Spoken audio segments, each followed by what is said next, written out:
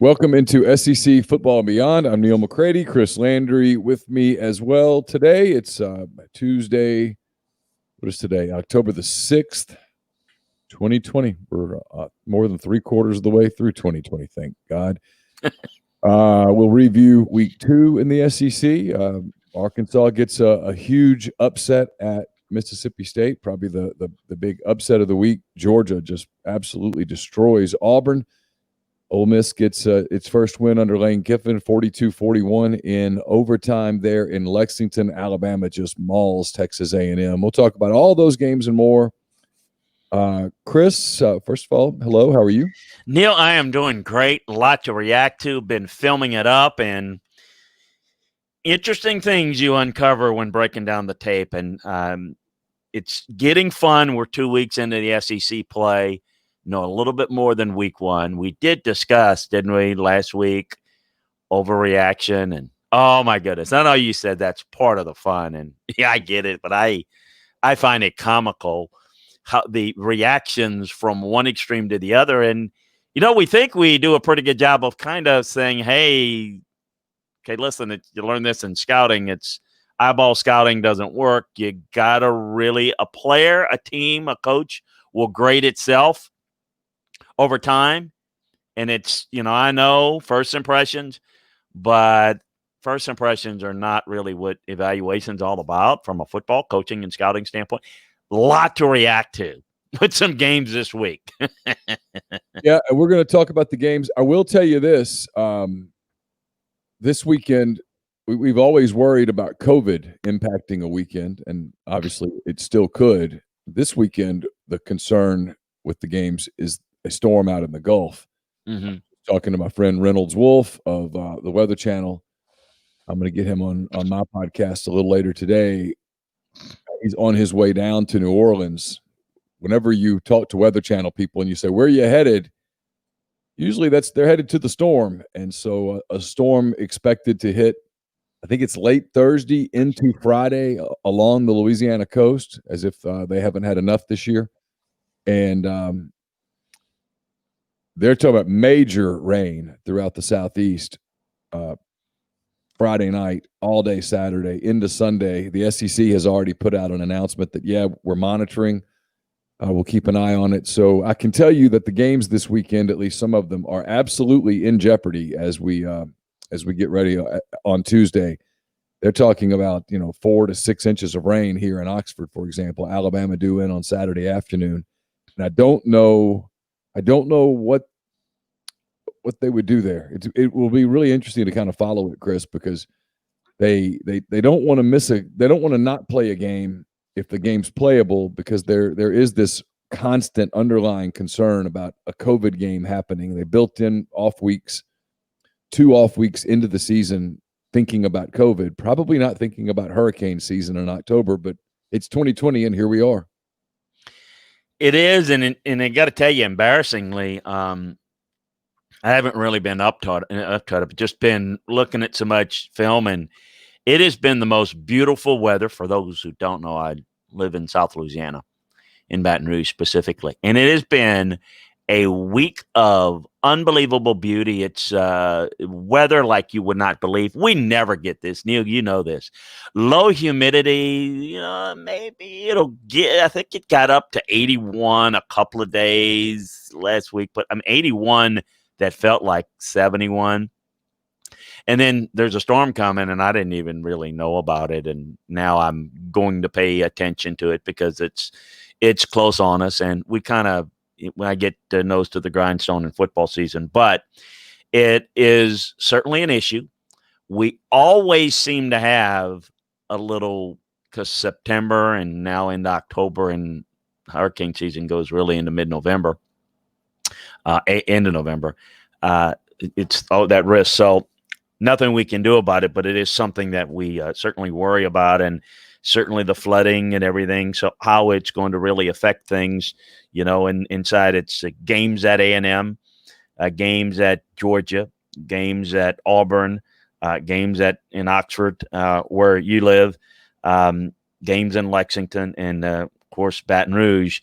So you wonder, because some of these things get like a lot more rain than you expected or a lot less than you expect. And you got teams coming in, and so you got Missouri coming into Baton Rouge, for example, and I don't know what to expect or think. Well, you have travel issues, you have power issues, you have supply chain issues. You don't want to take away law enforcement from trying to help people with storm recovery and taking it away to do something as superfluous as a football team.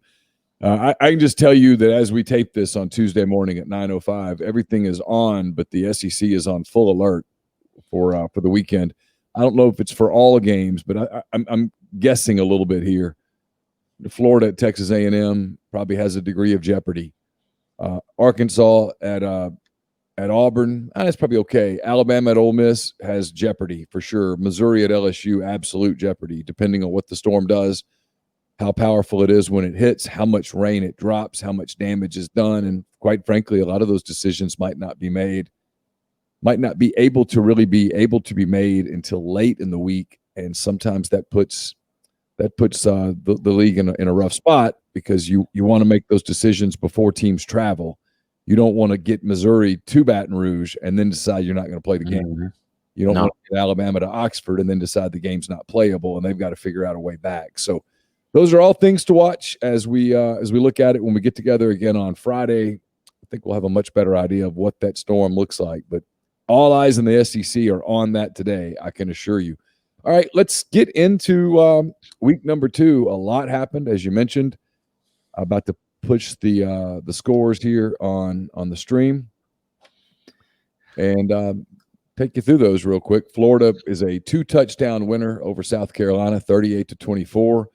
Tennessee absolutely dominated Missouri with a 35-12 win. Alabama looked like a national championship contender, just taking apart Texas A&M, 52-24. We talked about how I thought Ole Miss and Kentucky would be a 15-round fight. It was. Actually, they needed a 16th round. Ole Miss beats Kentucky 42-41 in overtime. Very entertaining game in Lexington. Georgia and Auburn was probably the high-profile game of the week.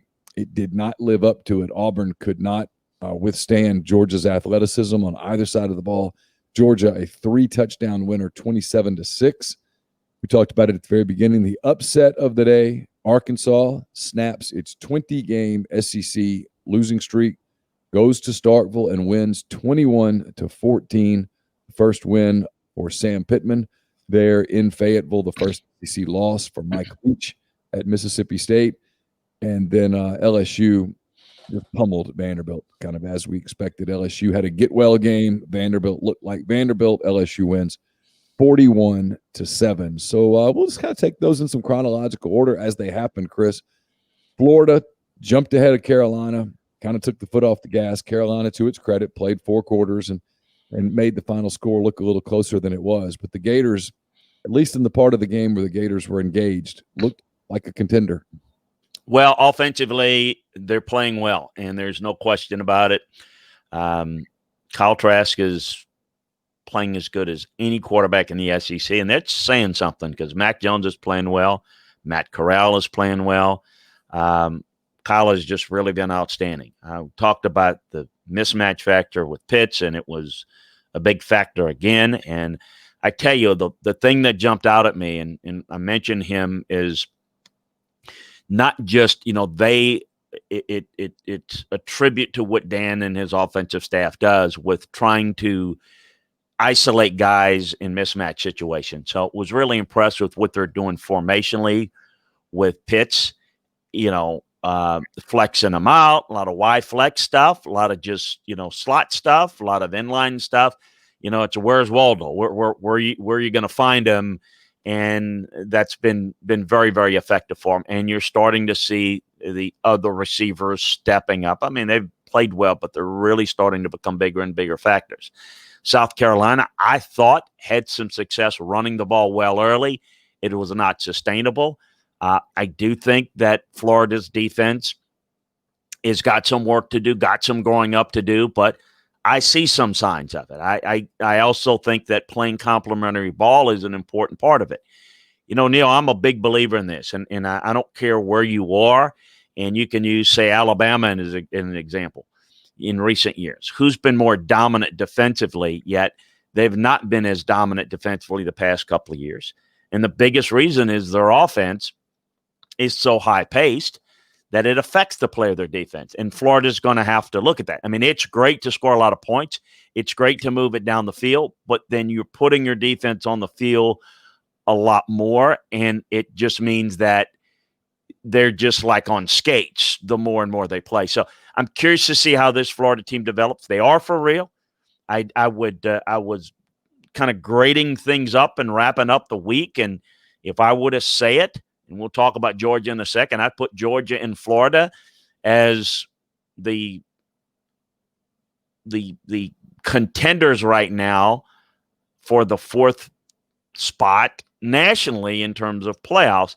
And I hate putting it this way because they haven't played a single game, but I know what the talent level and what I expect out of Ohio State. So I would temporarily throw them in there, and we'll see how that goes, and we'll get to that in our later date. Florida's really good. How good? Are they Georgia good? We're going to deal with that at the end of the year, but that was really impressive. And people are getting more and more frustrated with Will Muschamp, I guess, because they're not being real competitive in some of these games, and the frustration levels kind of getting into high gear in Columbia. Yeah, Will looks really frustrated late in the game. He looked as frustrated as probably the fans are frustrated. He's probably more frustrated because he's in it every single day. There's no escape from it. They just don't have the talent to beat the Floridas and the Georgias of the league. It's not there. And now Tennessee is making a move. Tennessee's already beaten South Carolina. And then Tennessee goes to Missouri and wins by 23. And they've got Georgia this week. We'll talk about that a little bit later in the show and a lot on Friday.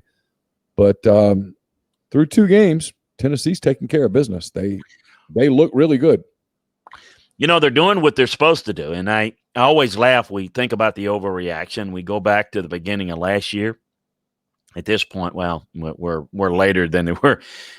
2 games in, we were talking about Georgia State. Can you believe that? Beating Tennessee. BYU beating Tennessee. Jeremy Pruitt is in over his head. No way he survives it. This is going to be a quick, hey, some guys just don't belong being a head coach, Neal. It just kind of, all of a sudden the narrative has really changed, huh? What a difference the rest of that season and the beginning of this season makes. You see that offensive line really getting better and better, and they're starting to run the football well. Defensively, they're starting to develop, again, more and more into what Jeremy Pruitt likes to play. You're doing what you're supposed to do. All you can do is when you play a team like Missouri, go out and take care of business. Now, I think that needs to be understood and say, hey, this is what they're doing thus far. You know, had a little bit more problems with South Carolina, but took care of business. Now take care of Missouri.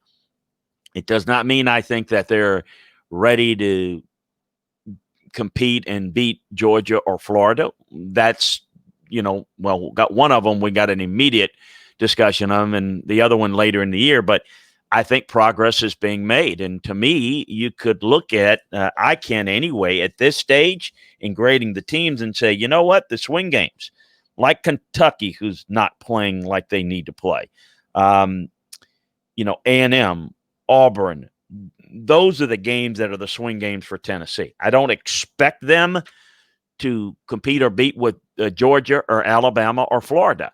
It's those swing, and I expect them, even though Arkansas has improved, to win those games. It's the other games. It's Kentucky, it's the Auburn, it's the A&Ms that's going to determine, hey, a really good season, or meet or be above expectation or below. Yeah, I think you can see improvement there. They're yes. They're not, no doubt. They're not at the level of Florida or Georgia, though they get a shot at Georgia this weekend, and that will be an interesting litmus test. Even if it doesn't go Tennessee's way, they'll get an idea of just how much ground they've made up, just how much ground there is to still make up. Missouri, on the other hand, they've got a chance to go Vanderbilt in 9 here. They're just not very good. They're not very skilled. They look like a team that bottomed out, and they've hired a coach who has a learning curve right now. This This is not the Sun Belt. This is not Appy State. This is the SEC, and you get Alabama one week and Tennessee the next and LSU the next. And I mean, it is a booger bear for the Tigers right now, and it shows. Well, it's the difficulty of the gauntlet of going into the SEC. But I will say this: I think they've got a quarterback they can really start to build around. And I think this is a long, build. And I do think that what is tough and is going to be tough for Missouri is, their fan base is going to look and say, "Well, we're not doing really good." And man, look at what Arkansas is doing. They got a first-year coach, and their talent's not good. And I know we'll get to them in a second, but. So it's not a good look, but you just hit it. I think their progress will be made on maybe teams that they can compete against a little bit better. And we'll see how that works out. But it's going to be about competing on the recruiting trails for Eli Drinkwitz. And that's going to determine whether, what his future is going to be in getting, out of the basement level of the East. All right, the CBS game last week was Alabama, Texas A&M. Alabama wins 52-24. Alabama looked. Lane Kiffin said yesterday he thinks this is Saban's best team, meaning his most balanced teams, kind of across the board. There's no weakness. They're excellent on offense. You talked about Mac Jones. He's one of the top 5 quarterbacks in the country right now. Statistically, it's he and Matt Corral and Trevor Lawrence and Kyle Trask, and I think the kid at BYU are all just putting up massive numbers. Jones looks great. They're running the ball effectively. They're they're dynamic in the passing game. They're good up front. They're great in the return game, and they're pretty good on defense. Probably not as great as they've been in the past on defense, but they're good. And they embarrassed Texas A&M. And I kind of want to get to 2 things here with you, Chris. I want you to talk about Alabama, what it is that you see there, kind of your thoughts on where this team stacks up so far against some previous Saban teams. And then secondly, and I think this is frankly a bigger story, Texas A&M looks sick. 2 weeks in a row that Texas A&M doesn't look right. Something, in my opinion, something's wrong there. Something's missing beyond just football. Like if I found out there was something going on inside that team, inside that program right now, I wouldn't be remotely surprised. Something feels off watching them. Well, on Alabama, I can make this pretty quick because they are pretty sound. They're giving up. They're defensively, they're making more mental errors than they normally do. It's still early, but that is they're out of position, mistakes in coverages that are not to the point where I would put them as elite. Alabama wise, and like the best that they've ever had type. I mean, I get what Lane's saying, and that's what you say if they're playing them this week. I think Alabama can get there, and I do think if you're looking at the best teams in the country that are playing right now, Clemson and Alabama is the order I would put them in based upon film grade, kind of grading them to a standard, and you have to just take the opponents for what they're worth. But there's no doubt that they are functional on offense, that they are getting explosive plays out of the passing game, maybe more than people think. I will say this. They're not running the football consistently as well as they need to and can. So I do think there's some areas of improvement, but they're really, really good. A&M, you're right. I expected them to lose this week. I expect them to lose this coming week against Florida. Although there are a lot of people, talked to a couple of coaches that actually think A&M is going to play really well. I thought there was improvement, believe it or not. It doesn't look like it. There was definite improvement from the Vanderbilt game to this game. But they're not there. They're first of all, they're not as talented yet as the upper echelons. They're not as talented as Florida. They're definitely not as talented as Alabama. They're definitely not as talented as Georgia. They're just not there.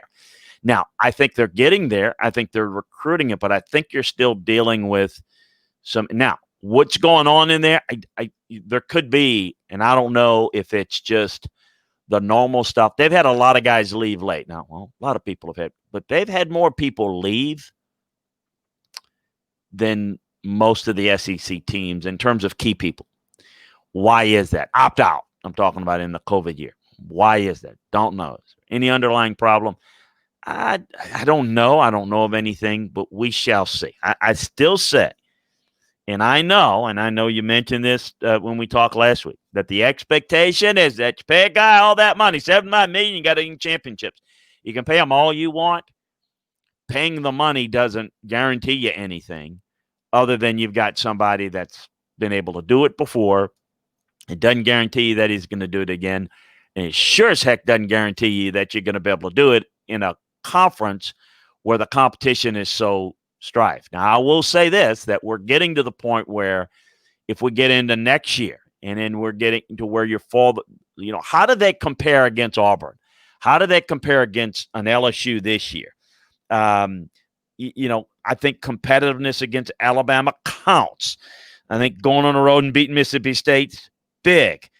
Beating Tennessee, beating Ole Miss. I still think there could be a really good year. So, I would submit to you that, okay, the sky is falling. They lose to Florida, which I expect them to. But what if they begin to improve and beat Mississippi State, Arkansas, South Carolina, go on the road, Tennessee, Ole Miss, and let's say they even split LSU, Auburn, or win both of those? Well, yeah, but the product that I'm looking at on the field is not doing that. They're not winning all those games. I don't see it, but that's just me. We'll see over the course of the year. Yeah, no, but right, but there's also kind of like, well, Georgia last week was awful, and they're not going to be able to be.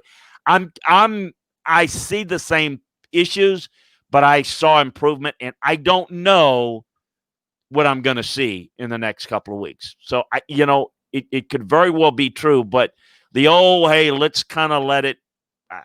I'm not ready to give up on them yet, but I do see the concerns, and I'm curious to see how they respond.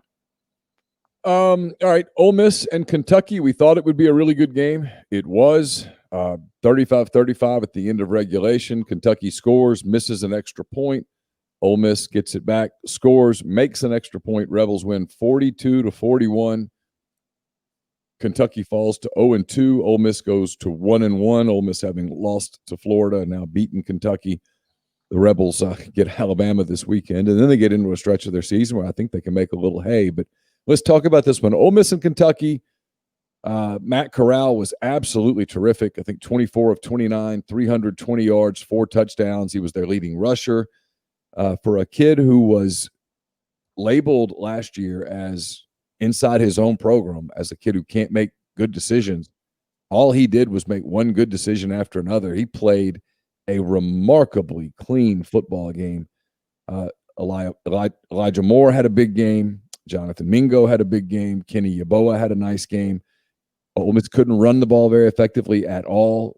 Jerry Neal was almost non-existent really in this game. Snoop Connor did a couple of things, but for the most part, it was Matt Corral and a passing attack overcoming a Kentucky running game. Kentucky had 400 and 400 and some odd yards on the ground against Ole Miss, including 150 in the first quarter alone. Just an incredible number. Ole Miss finds a way to win. A lot of it's just due to Matt Corral. I wonder if you might talk about him a little bit. He was as good a quarterback play as I've seen in a long time.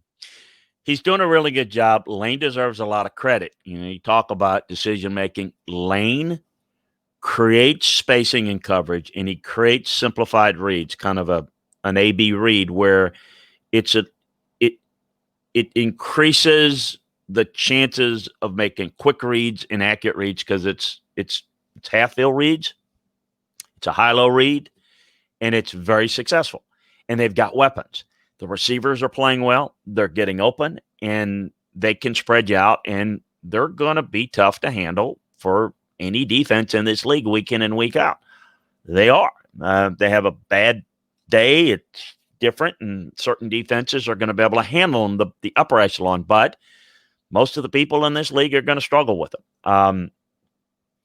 So, for the second week in a row, I've been impressed, and I see what I see with Ole Miss and like what I see offensively. I also am still very, very concerned about the talent level, which is not going to be corrected on defense for them, and they got a long way to go. Looking at my grades, go ahead. They're 2 full years away on defense. Yeah, and the kind of talent that you need to be a contender in this league. Yeah, and I, looking at my film grade notes, the right tackle, the right end, the Will backer, and the Mike backer, graded out admirably. The problem is it's not sustainable with not much depth, and I think you can still have success, even if they have some early success. But I'm gonna say something that I think is really important to understand in today's football game. With all that said, when Ole Miss needed to get a stop, trying to get back in the game, they were able to get off the field. That's important. So, Okay, I get it. When you are a team that's lacking talent on defense, you're not a very good defense for whatever reason. You've got to at least play good situational defense. And what does that really mean? Well, in certain situations, you got to come up big. You've got an offense that's explosive. You can come back on a team, but you got to get an out. You got to come up with a pick. You got to come up with the pressure. You got to come up with a big play behind. They were able to do that. You don't do that. The great offense, it comes close, but you don't win the game. So they're able to play good situational defense. So I'm encouraged by that.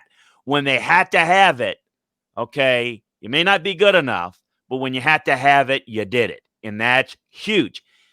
All right, quickly to Kentucky. Looking at it, thinking about it, and watching this team, this is very un-Kentucky-like for 2 weeks in a row. Undisciplined, had every chance to beat Auburn and Ole Miss, and weren't able to do it. Yep. If you look at Kentucky's success under Mark Stoops, it's all the little things that they do well. It's the finished product. It's the ability to take whatever they have and maximize it. They usually are the ones that are ahead in the turnover margin, the flipping the field, the hidden yardage. All of those things that they do so well, they're not doing well. Why is that? Well, here's the theory. And it's something I'm looking at in more and more places that are similar. Neal, in the COVID era, everybody's dealt without a spring practice and lack of time.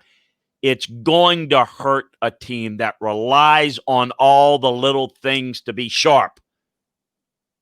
When you don't do that, if you're a multi-talented team, and you're not real sharp, just talking about an Alabama blowing some coverages and had a couple of stunts where they really had probably 2 or 3 more sacks in the game that they didn't get because they didn't play it right. They still blow somebody out. Why? They're that much more talented. So when they have loose ends and maybe people don't notice it because you're winning by 30, it doesn't matter, or 20 or whatever. Kentucky can't do that. They have to do all the little things well, and they're not doing the little things well. They're not doing the disciplined things well that are usually the reason why they win. This is where I'm wondering, because it's one of 2 things, Neal. They're just not doing a good enough job of coaching this year, or they haven't had the time to implement the culture that they normally implement. And look, I think the benefit of the doubt ought to go to the latter, because we haven't seen this team be out-coached or out-disciplined in most years. So for whatever reason, it's happening this year. And it's not just the roles, and that's just pure dumb. In his case, you give up a touchdown. I mean, you got to hold on to the football. Showboating that's just, that's hurting the team. Those are things you really don't expect.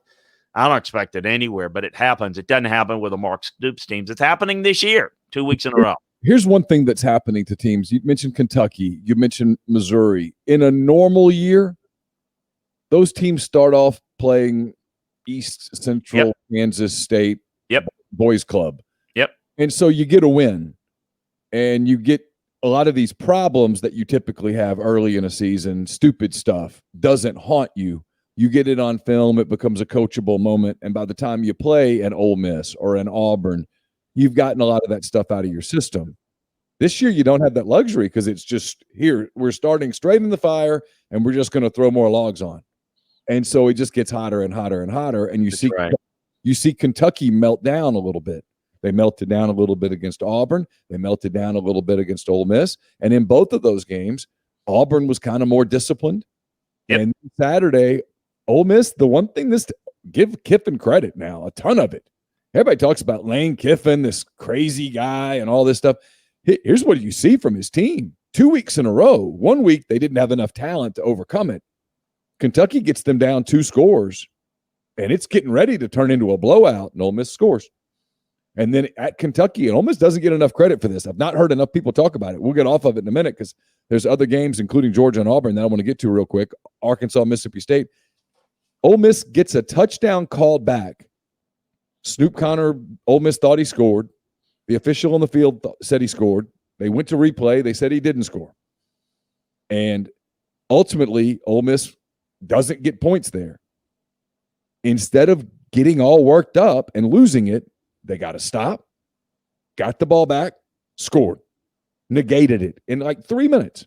Yep. That's a sign of discipline. That's a sign of a team that is completely bought in, which is why they're interesting to me. And I know I cover them and that. Look, I've covered Ole Miss this is 13 years. The last 4 years, they have been so boring and predictable. And this year, they have a little more oomph to them. Now, they're not good enough on defense to be competitive in the big games, but they're interesting.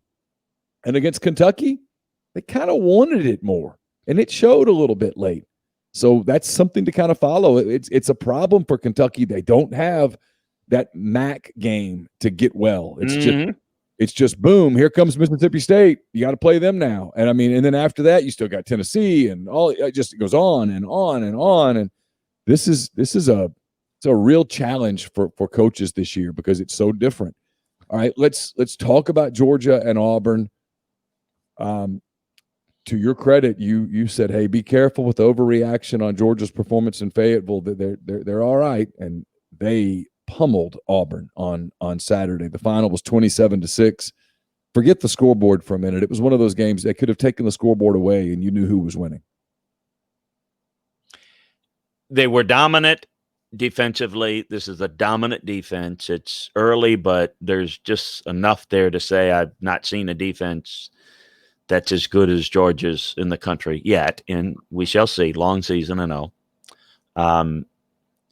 They did a good job on the offensive line, which they did not play well week one. They asserted themselves on the offensive line. They ran the football. They ran hard. And the quarterback not only moved them, led them, but made plays when he needed to. And, it remains to be seen if they're good enough to win the biggest games on the schedule, which would be Alabama, Florida, and, an SEC championship game, probably against Alabama, a playoff game if they were to get there. Do they have enough at the quarterback position? They certainly are not going to match up quarterback-wise with the likely teams that would be in the playoffs, the Trevor Lawrence, a Justin Fields, even a Mac Jones. Certainly not even match up with Florida's quarterback, Kyle Trask. But they're also better defensively. And so the issue is, can you play well enough around the quarterback? And when you overplay the run, can the quarterback make plays to beat you? And can the receivers step up? And those are things that, again, that's what I said I want to see. Well, against Auburn, check. They were able to do that. That again, just like don't overreact. Georgia fans, that and everything's over. It's done. Kirby, I've had enough of Kirby. He's Mark Richt 2.0. And now it's, oh, yeah, I told you. Yeah, they're great. We don't need to pay, don't overreact week 2 either. Yeah, it's just the way it is. I know it is. I know everybody loves to overreact. I'm just telling you, the day that people stop overreacting, we will all be out of jobs. No, yeah. I mean, I don't know. Yeah, okay, that's fine. I get it, but don't want that to happen. Don't go there. But look, I mean, it's just reality of it's about how you progress week in and week out. This is a good Georgia team. They're still the team to beat in the East, and Florida has to go and beat them, and we'll see if they can do it later in the year. Alabama's a different beast, a different animal, and I'm excited to see. I want to see right now what they do against a Tennessee team that's going to match physicality, the offensive line. They're going to try to run the football at Georgia. And, we'll get into that breakdown more, but this is going to be a different matchup. Tennessee's a little more physical than Auburn right now. Mm-hmm. So it's going to be a different look, but this Georgia team asserted itself. And I think they will assert itself against this week and kind of show truly, last week, I think even though it was a cross-divisional game, it showed they are still the team to beat in the East. And I think against Tennessee, they'll show it again. They're really, really good. Auburn, already, again, the reaction is, oh, Gus, got to go. Got to go again. That's always there. Look, he hasn't fared well in these games. He's the most disliked successful coach I've ever seen. Yeah, and he's beaten Nick a couple of times, or else there's no way he'd still be there. He hasn't fared well against LSU. He hasn't fared well against Georgia. In fact, the overall record when you throw in Alabama is not very good, but he's beaten them recently a couple of times, and nobody's other than Dabble has been able to really do that against Saban. So, it's Auburn is, I think we saw against Kentucky a little bit maybe overblown because I think Kentucky played right with them. I think Auburn's still a work in progress. They're in that mold of, how good are they compared to A&M and LSU? I think that's kind of where they are, and we'll let that figure out. But, Georgia's definitely on a different level than where Auburn is. All right. The interesting game, I was doing my post-game show, and we had this one on. We were going to watch Georgia Auburn, and then it just wasn't all that entertaining, frankly. Arkansas Mississippi State was really entertaining. It was a fascinating game. Arkansas wins 21-14. Big win for Sam Pittman. Congratulations to all the Hogs. In all seriousness, 20 straight losses is a lot to endure. It was a exciting night for Arkansas fans. I was happy for them. I've got a daughter that's a student at the University of Arkansas. It was a big party there in Fayetteville to get a win. So congratulations to them. That's great. What did you see there other than Barry Odom basically taking the Washington defense, putting it in white uniforms and taking away a lot of the air raid? It's what we talked about last week when we talked about what LSU didn't do. Played a lot of 2 deep, 3 deep. Did a really good job rushing 3, dropping 8 in a lot of different pattern looks. They did a good job with their pattern matches, and they didn't allow run after catches. And then they were able to force the ball out wide, and Costello was not able to do it. See, Costello had, to use a basketball analogy, Neal, he had layups all game long against LSU. Yeah. They forced them to shoot outside, and you hit a couple and you miss a couple, and that's just the way it was. So it was the field goal percentage wasn't as good because you're not, you weren't there, and he's not Seth Curry, so he wasn't going to have that ability to do that. And then there was no run after catch ability, and I've talked about this a long time. You get this with Mike Leach. I didn't think you'd get the whole Mike Leach experience in the first 2 games of his Mississippi State career, but you got the full Mike Leach experience. Yeah. This is Mike. I've said it. I like Mike. I love the guy, but I know him, and I think, Neal, you've been in the media world a long time. Most coaches get treated unfairly. I don't know that I've seen a coach get more credit for his wins and people just blow off the losses like they didn't happen more than Mike Leach. And I'm curious to see, and I would like your opinion on this when I finish breaking it down, on how you think this will play in Starkville. Because what you saw in the last 2 weeks is what you're going to see. You're going to see Mike Leach pull some upsets, because if you're not prepared to what they do, they're not going to – Mike can't adjust. Mike does what he does. He has his 2 runs. He has his draw in his zone, and that's what he does. You can stop that. If you are disciplined and you're prepared for it, you can stop it. And he's not going to adjust because he doesn't do anything else. If you don't adjust, he'll just pick you apart, and you saw it in 2 weeks. Barry Odom knew what he was doing. Barry Odom was 3-0 against Mike Leach's offenses when Barry Odom was the defensive coordinator at Missouri in the Big 12 against Leach's Texas Tech offense. 3-0, shut it down. So he knew what to do. And again, not to pour salt for the LSU fans and bring back bad memories because they rebounded, but the reality is, yeah, I know Stingley didn't play against LSU. There wasn't anybody close to the talent at Arkansas that is on the bench at LSU in a second. But it's how you play it. Scheme matters. How you play the scheme matters. How you adjust matters. Here's the difference. We saw that. Here's the difference, too, that Mike Leach is going to struggle with, in my opinion. Even Arkansas, 20 straight losses. They still have talent. Unlike in the Big 12 and the Pac-12, where sometimes you run into teams that really don't have a lot of talent, in this league, everybody's got talent. Everybody's talented. Different types of talent, different depth of talent. Everybody's got talent. Arkansas has talent. Yeah, and, even in the Pac-12, you go up against Cal and Justin Wilcox defense. That's a challenge, but they can't score offensively. Yeah. So even though you slow them down, they still going to get, 25-30. Arkansas, I'll give Arkansas this too. They don't have much on offense, but having Franks there, who stabilizes things. He's a good game manager. He doesn't make a lot of stupid mistakes. He plays with a lot of poise. I do think, your word's right. He stabilizes things a little bit. You asked me the question, how will Mississippi State handle their fans handle the fans handle this? Not well. And I didn't think so, but I wanted you to respond to it. Look, here's the thing that Mike has. Mike has talent on defense. Mississippi State has talent. It's as good as it's.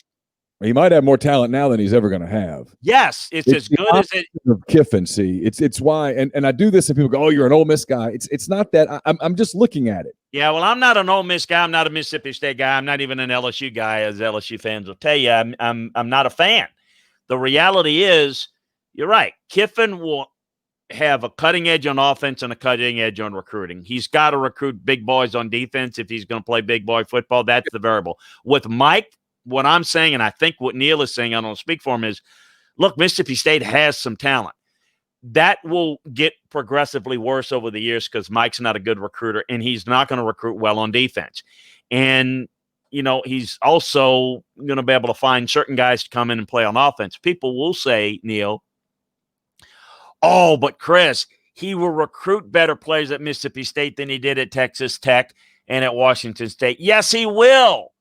But if you recruit better you're not playing against Texas Tech or Washington State. You're still going to be 12th, 13th, or 14th personnel-wise in the league, and Mike doesn't handle that very well. And his defenses, even down the road when you're able to score some points on offense, he'll give up a ton of points. I remind folks, you give up 50-point lead in one quarter, that is not even – think about it. It's not even possible. He did that, and because his offense will do nothing to help his defense. So, look, I think Mike will win you – and I'm talking about a normal year in a 12-game season. I think he'll win 7 a year. I think he'll win 8, depending on your schedule. I don't know. And, I think he will because I think he'll schedule. I think he'll get two games, 3 that conference. Yeah. And I think he will, depend on you play. I mean, you get that's why I say it's 7 to 8. And I do think that you're going to have years where it's going to be 6 and maybe a year where it could be possibly 9 if things fall right. But that is all dependent upon the right schedule. Do you get a Missouri or a Vanderbilt as opposed to a better – that's just the reality. They're not going to be good. I think they're going to end up being 7th in the West in a couple of years. I do too. Here's the thing, and this is the problem, is that it's simple math. You've got Alabama, that's Alabama. You've got LSU down there that just came off of – they've won 15 of their last 16 games now. You've got Auburn, solid program. if you're right about Texas A&M, if you're right and they're building still and not falling apart, like I sort of think, if you're right, you got Lane Kiffin at Ole Miss, and I'm just telling you, the early signs are really positive with Kiffin on the recruiting trail, on those type things. It's the opposite of the early signs with Matt Luke, where it was like, this isn't going to work, and everybody deep down knows this isn't going to work. This is the opposite of that. You can feel momentum when it happens inside a program, and it's happening. And then is Arkansas going to compete for championships? No, of course not. Is Sam Pittman a good fit there? He is. Is he going to make them more stable? Yes. Is he going to make them less of an automatic out? Yes. They're not going to go 0-8 in the league year after year after year with Sam Pittman and Barry Odom and Kendall Briles and those types of coaches at Arkansas. It's not going to happen. They're going to win a couple of games. They're going to get excited up there in Fayetteville. And when we eventually get back to normal, that's going to become a loud place to play again. It's going to be hard to win there. And I'm telling you, so if you're 7th in that division that I just described, there are no wins. No. Well, there's that could be you're right. No, it's consistently you win a few games. And look, I mean, finishing 7th, if you're at Arkansas, you're at Ole Miss, you're at Mississippi State, whoever finishes 7th you're on borrowed time because they're looking to get out of the basement and put somebody else in the basement. And by the way, real quick on Arkansas, Barry Odom was an easy hire. Kendall Briles was not. And that was a good hire. And that is a little bit out of Sam's comfort zone. And that's important. And that's something I think too.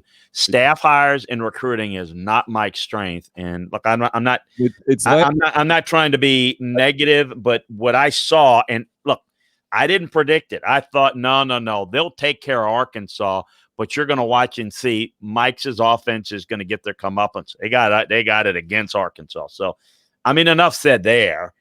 On that's just kind of that's what you're going to get, and yet you're gonna get. I'm telling you, book it.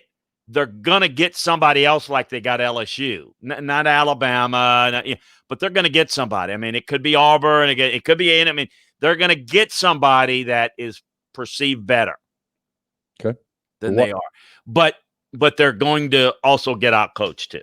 All right, last one. I don't know how much there is to say about this. I watched some of it. It was not a competitive football game. LSU got pounded Vanderbilt 41-7. Vanderbilt looked like Vanderbilt. LSU looked like LSU. There just wasn't a whole lot to say about it. Well, yeah, I mean, it was not a style problem and an adjustment issue that the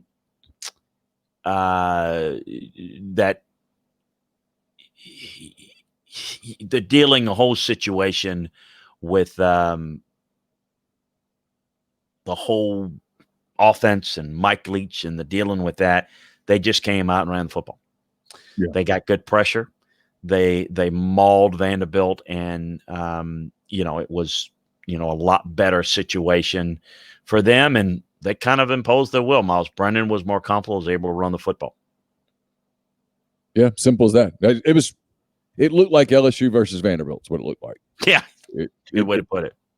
All right, before we preview a real quick preview version, we'll dive deep in on Friday on the games, and we'll keep an eye on the weather. Even more concerned, even just as we've been taping the show in the last 48 minutes, the concern has intensified. This podcast brought to you by Jupiter Security Systems, based in Madison, Mississippi. Jupiter Security Systems provides your business with the help desk, allowing you to get software at a much cheaper price than you would pay going directly to Microsoft or the different cybersecurity services. Jupiter Security Systems offers businesses the full Microsoft 365 suite, email, spam protection. They monitor workstations and servers. They don't see your data, by the way, but they'll know if malicious applications get installed on your computer. It's ADT for your computer systems and data. It's very affordable with a flat price, no hidden add-ons. Get in touch with Eric at 601-519-9583 or info@jupitersecurity.net. We're also brought to you by Blue Sky. Blue Sky believes in being fast, fresh, and friendly. From services to product, Blue Sky plans to keep things fresh. They always provide the freshest flavors of their brand name products and the best services available. They bring in some of the newest products on the market to their stores to provide an even better customer experience. They want to show their customers that they care about them and their shopping experience. They'll always strive to improve their efforts to accomplish exactly that. So check out Blue Sky today at any of their 48 store locations across the Southeast. All right, Chris, weather permitting, we're going to play some football again this weekend, thank goodness. Let's see. We got a schedule ready to go. About it up here. South Carolina is at Vanderbilt. Let's kind of run through these, and then you tell me which ones sort of stick out as games of interest to you. That's an 11 a.m. game on the SEC Network. Florida is at Texas A&M. That's 11 a.m. on ESPN. The national game, Tennessee at Georgia, 3:30 Eastern, 2:30 Central. That's on CBS. Arkansas and Auburn get kicked off on the Plains at 3 p.m. on the SEC Network. Alabama heads to Ole Miss. Nick Saban, Lane Kiffin reunited. 5 p.m. on ESPN. Mississippi State heads to Kentucky. That's a 7:30 Eastern, 6:30 Central game on the SEC Network.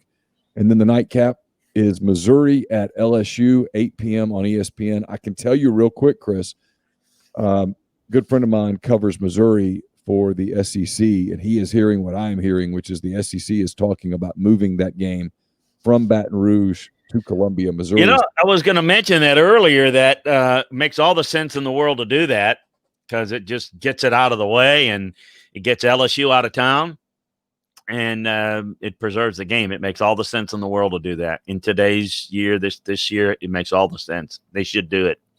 In fact, I don't think they should consider it. I think they need to wrap that up pretty quickly. And it's not a big deal with money and all that. It makes all the sense in the world.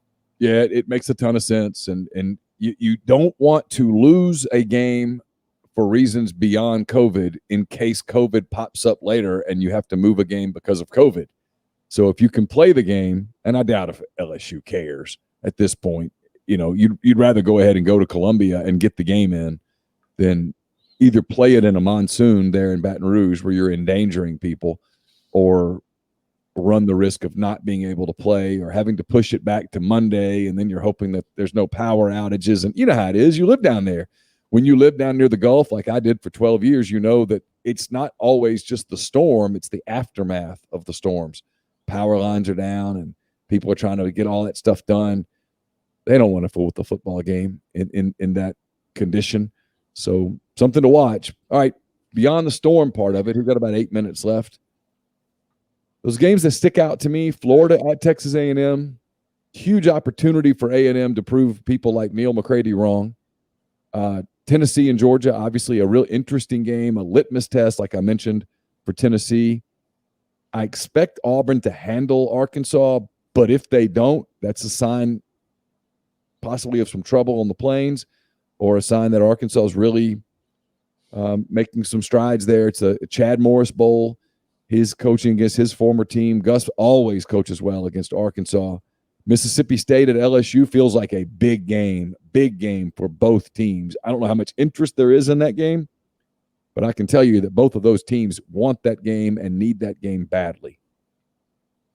Yeah, Tennessee, Georgia obviously is, very curious to see, again, what Tennessee can do. I don't think they match up with Georgia, but how close can they keep it?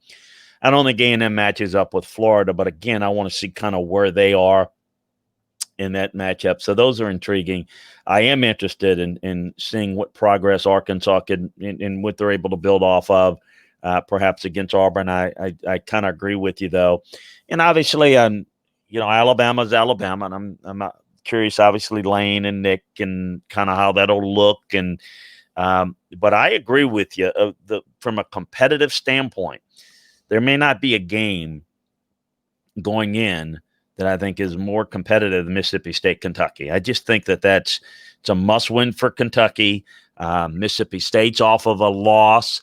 I just don't know. I just don't see that being what the formula that you're looking for, that I think's going to be a really good one. And Missouri, LSU, we just talked about, probably the biggest thing. We'll see how that works out. We had a question in our chat. How does Texas A&M win this weekend? We'll get into that more detailed on Friday, but If I told you, I always like the football gods to pay a visit because sometimes it's just nice to hear from a higher power. If the football gods came down and told you right now, hey, Chris, A&M beats the Gators, how would you say it happened? Yeah, and I'm going to tell you something. There's some, and I don't agree with them. There's some coaches that in the league that actually think A&M will. Okay, so let me make the case. The film showed that they did do some things against Alabama better. And again, most people don't notice it because they got blown out. I think that they'll look at the film and think A&M will, that they can move the football against Florida. So I think, are going to want to work the wide run and try to play ball control and match points with them. I don't think they're going to be able to control it because I don't think defensively they're going to be able to hold up against Florida, which is why I don't like the matchup. And while there are some people who's football people that I respect that think that A&M is going to beat Florida and think it's real possible and it's at home. And I think they're basically doing it on kind of a, boy, this is a big game for Jimbo. I think all those things would be, you're going to get A&M's best effort. I think the effort will be good. I think in the first two series, A&M played better against Alabama than they did the entire game against Vanderbilt. So I think there are opportunities, and we've seen it against this Florida defense, to score points, to control it. The line of scrimmage there. Can they do it for 4 quarters? Enough? That's one thing. And if they do it, is it going to be enough to match points to be able to get off the field defensively against this Florida offense? That's where I think A&M falls short, and why I think it would be not just an upset, but a pretty significant upset if they were able to pull that off. Yeah, we're getting questions in the chat about how the weather affects Georgia, Tennessee. Here's what we're going to do on that, because we only have a couple minutes left today. We're going to really keep an eye on that over the next 72 hours. We'll have a much better idea where the storm's headed.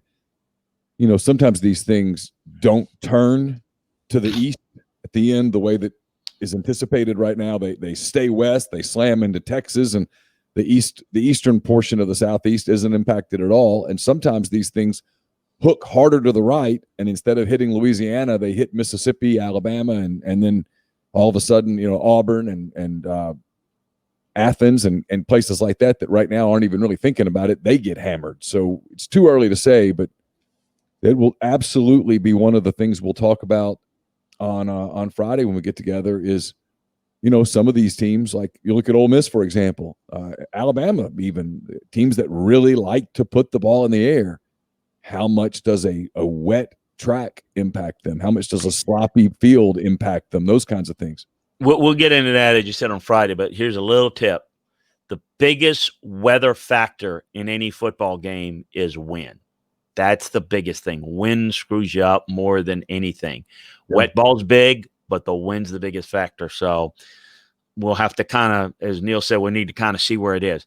But real quickly, in Tennessee, Georgia, they both want to run the football, and so it plays to their strength. I'll say this, when it's a ball security issue because it's wet, I'm going to give an advantage, if all else is equal in this case, give an advantage to the underdog, because it may mean that the better team might put the ball on the ground a little bit more, and maybe you get a little bit of a cheap points if you're an underdog. So, it doesn't favor one style or the other, but as a rule, an underdog just from a wet field standpoint. Yeah, it just throws in another wild card. Yeah, no, it's, footing's bad. You're the better team, good track. If you kind of basically have a slow feel, it slows everybody down to a little bit more of an equal level, and all of a sudden you put the ball on the ground more. Well, turnovers are the great equalizer. Well, if you have inclement weather that creates more turnovers, it's not going to have a negative effect if you have an equal amount of turnovers on either side. But what if you have 7 turnovers in the game and 5 of them are with the team that's the favorite? Well, then all of a sudden now you got a +5 advantage in the turnover margin. You got a pretty sizable underdog that can beat a better team. So that's just some things to keep in mind, and we'll get into more specifics on Friday, as you mentioned. We absolutely will. That does it for this edition of SEC Football and Beyond. Should be a big week of SEC football, weather permitting, and maybe the weather will make it even crazier. Who knows? It's been a crazy 2020, so feels like this is the year, Chris, that they ought to say, "Oh, to hell with it, let's play in a hurricane." Why not? I mean, it makes all the sense in the world. Who knows? Who knows? It'll be a lot of fun, though. We'll come back on Friday. We'll preview all of the games from South Carolina, Vanderbilt, all the way to Missouri at LSU, or maybe that will be LSU at Missouri. We'll talk about all of those and more on Friday. For Chris Landry, I'm Neal McCready. Until Friday, take care.